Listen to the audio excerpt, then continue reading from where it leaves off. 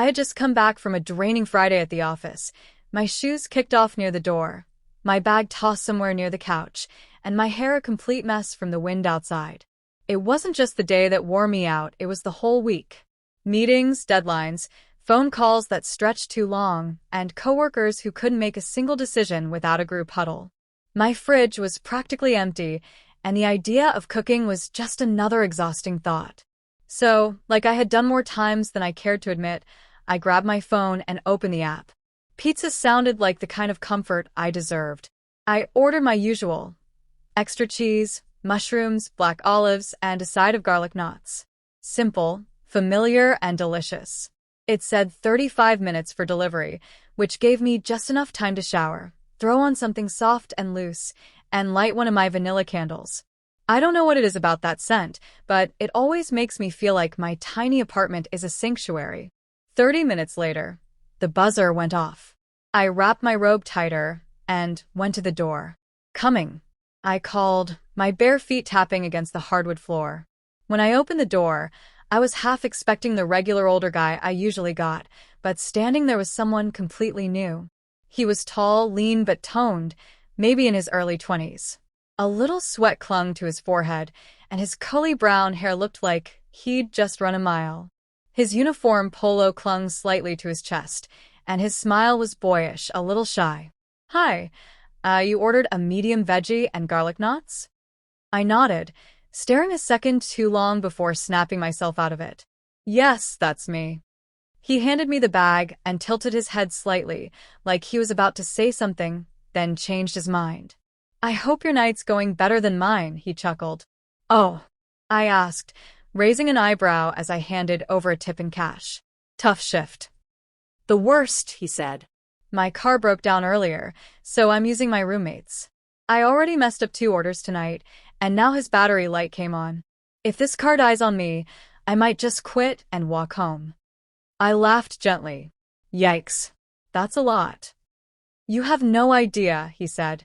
Then, hesitating again, he added, "Sorry. I didn't mean to unload on you. You seemed chill."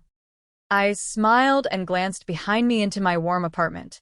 The hallway light made it feel like a little bubble against the dark outside.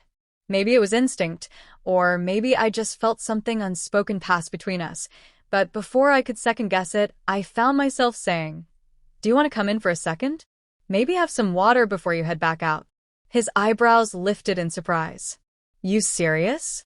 "Yeah," I shrugged, already stepping aside. "You look like you could use a second to breathe." He hesitated for only a beat, then stepped inside. "You're really kind. Most people wouldn't offer anything but a complaint." "People forget delivery drivers are humans, too," I said as I closed the door behind him. He followed me into the kitchen area, and I handed him a bottle of water. He took a long sip, then leaned back against the counter with a sigh. "I'm Jake, by the way." "Samantha," I replied. "Nice to meet you, Jake." He looked around at the soft glow of my living room, the throw blanket on the couch, the lit candle flickering near the TV. "You have a really nice vibe here." "Thanks. I try to keep it cozy. The world's loud enough already." That made him smile again, and for a few minutes we just stood there talking. He told me about his college classes, how delivery was just a side gig to pay for textbooks, and how most people treated him like a walking menu. I told him a little about my job, marketing manager for a tech firm, and how even the grown-ups acted like teenagers during a group project. Time passed quickly, and before either of us realized, nearly an hour had gone by. "Shoot," he said suddenly, looking at his phone. "I really should go. They'll think I bailed." "Wait." I walked over to the window and peeked outside. "I think it's raining." He joined me at the window. Sure enough, a summer thunderstorm had broken out, and the street looked slick and blurry under the orange glow of the streetlights. "Great," he mumbled. "That's just perfect. Maybe you should wait it out," I offered. "It's not safe to drive in this." He turned to me again, his expression unreadable for a moment. "You sure I'm not intruding?" "Not at all," I said, then chuckled. "Honestly, you saved me from a lonely Friday night." We ended up sitting on the floor by the coffee table, pizza box open between us. He took a bite, groaned, and said, "Okay, this is the best meal I've had all week." Funny, I laughed. You delivered it. As the rain tapped against the windows, we kept talking. It felt easy, natural, even warm. Jake wasn't some random delivery guy anymore.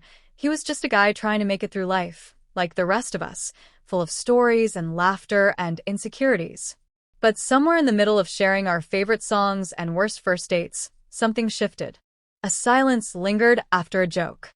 Our eyes met a little longer than they should have. His hand brushed mine when we both reached for the last garlic knot. He started then stopped. I'm sorry if I'm being weird. You're not, I said quietly. Another beat of silence. I don't usually feel this kind of connection with strangers, he admitted. I nodded slowly. Neither do I. His hand rested closer to mine this time, and I didn't move. He exhaled softly and leaned forward, but it wasn't rushed. It wasn't messy or impatient. It was careful, like he was making sure I could say no at any moment. And when our lips finally touched, it was warm, tentative, and real.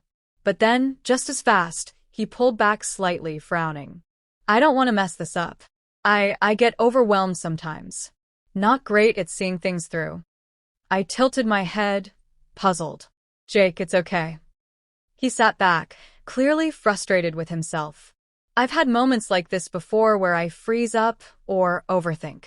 Like I get in my own head and can't move forward. My ex called it my stiffness problem. I blinked, not expecting that kind of honesty, but I appreciated it. Do you want to talk about it? I asked gently. He looked surprised, then relieved. Most people would just judge. I'm not most people, I said. He laughed a little and looked at me with something deeper than appreciation. No, you're not. We talked longer about how expectations make people feel broken, how pressure can turn something beautiful into something difficult. He told me how being vulnerable made him feel like he was failing. I told him how strength sometimes looks like honesty, not performance. Eventually, we just sat side by side, leaning into each other. It didn't matter whether something happened or not. What mattered was that we showed up in that moment, every piece of ourselves. Imperfect, human, whole. When he finally stood to leave, the storm had calmed. He looked down at me, hesitating again. Thank you, Samantha. For everything. I didn't know how much I needed tonight. You didn't finish the pizza, I teased gently, nudging the box. He grinned. But I took every bit of what mattered. I smiled and walked him to the door.